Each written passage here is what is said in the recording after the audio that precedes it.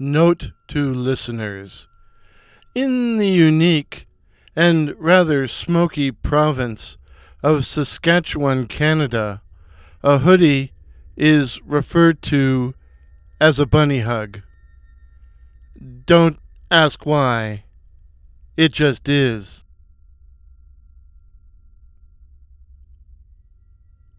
A cry in the night. Darren had no children, but he still had a baby.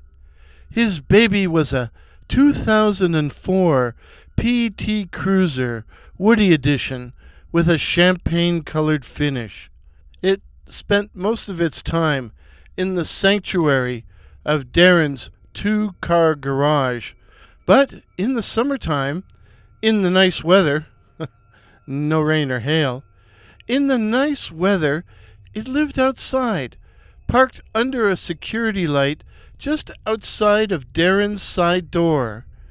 And every night, just about midnight, Darren would check on it to make sure it was safe. It was a ritual, and he couldn't sleep without performing it.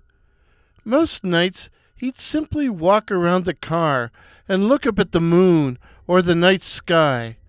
Everything was usually silent, save for the gentle sighing of the wind.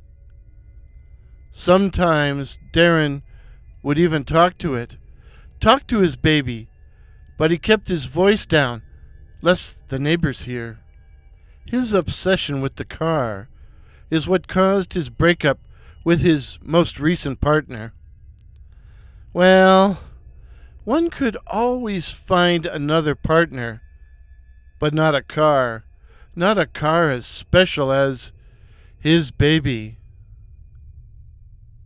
But on this particular midnight, a midnight with a ripe full moon, the darkness wasn't silent. Darren could hear screaming, and it sounded like children screaming. Darren stood still and listened intently. The screams seemed to be coming from the field behind his house. But were they screams? Or were they shrieks of laughter? Whatever they were, he was sure the sounds were being made by children. Darren's yard was backed by a public park which featured a large play structure. But was it at all likely that children would be playing there?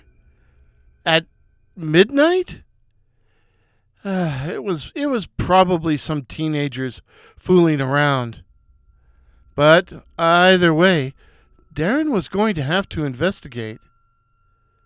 Darren walked down the street to the path that led out into the park, and as he drew nearer, the sounds became more distinct. And they were screams. Children's screams. Darren thought about calling the police, but he'd left his phone at home, and he didn't want to go back for it. He had to find out what was happening. Find out right now.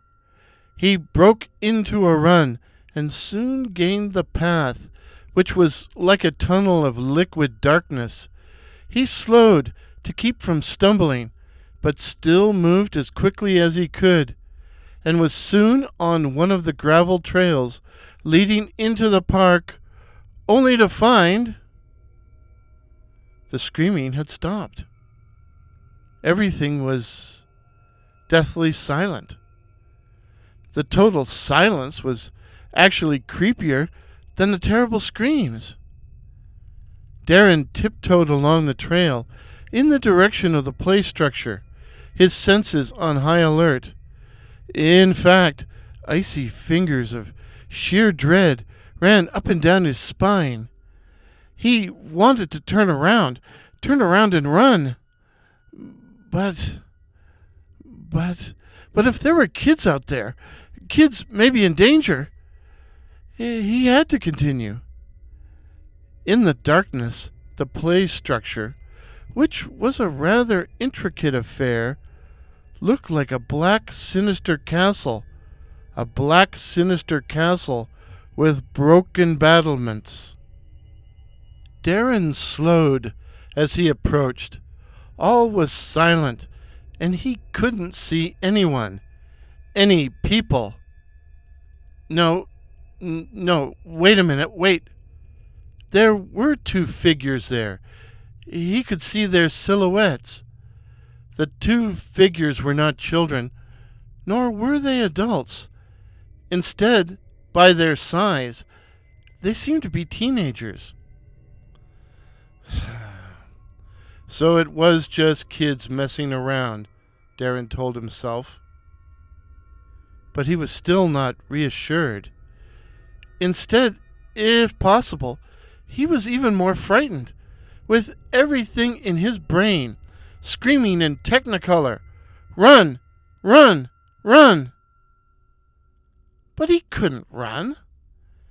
Darren was 62 years old. No way he was going to run from a couple of punk kids. Two punk kids that just stood there, as silent as statues. From what Darren could make out, they were a teenaged boy and girl, both dressed identically in black. Black high-top sneakers, black jeans, black bunny hugs, with the hoods pulled over their faces. Darren broke the silence. "Is everything okay?" he said. But he couldn't help noticing that his voice sounded pretty shaky. No answer. Darren tried again, trying this time to sound more in control. Do your parents know you're out here this late?" "No, Darren," the boy said. Darren was stunned. "They know my name. How do they know my name?" He was on the verge of asking when the girl said, "No, Darren, we're lost. We need you to take us home so we can call our mummy." The kids had been standing on a raised section of the play structure, but now they stepped down, pulling back their hoods as they did so, and causing Darren to take an instinctive step back. And at that precise moment, a Dodge Ram truck came roaring down the road, which bisected the park, its high beams on, the lights striking the kids full in the face, revealing their whitish glowing skin, their sardonically grinning mouths, and their eyes, their dead eyes, twin pools of Stygian blackness. "Please, Darren," they said plaintively. But Darren, who had never heard of the BEK, the Black-Eyed Children, was overwhelmed by a wave of such intense fear it almost loosened his bowels. He turned around and ran some more, wishing he had more on his feet than a pair of old flip-flops. Darren stumbled through the darkness until he found the path and regained his street, hoping to get to his home before those things could follow him. He turned in the direction of his house and stopped dead. His baby was there. His baby, the 2004 PT Cruiser, Woody Edition, with a champagne-colored finish. It was idling in the middle of the street, but there was no one behind the wheel. A pair of voices called out from the back seat. "Get in, Darren. Get in. You're going to drive us home." Darren wanted to run away again, run far away, run screaming into the night. But But his baby. His baby. One could always find another partner. One could find a great many special things in this world. But not a car as special as his baby. Darren got in, and from the back, the kids giggled brutally as they said, "Home, Darren."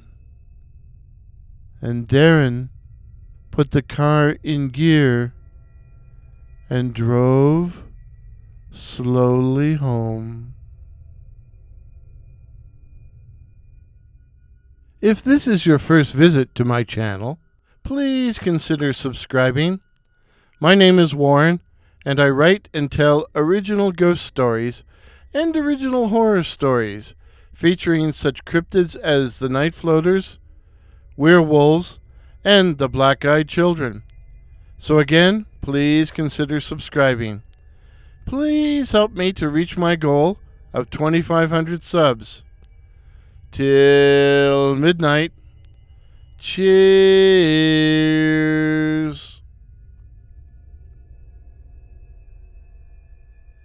The thumbnail. The thumbnail image and the video used in today's production are courtesy of Dr. Curious, while the music is The Dreadful, The Dread by that wonderful patron of the internet, Kevin MacLeod.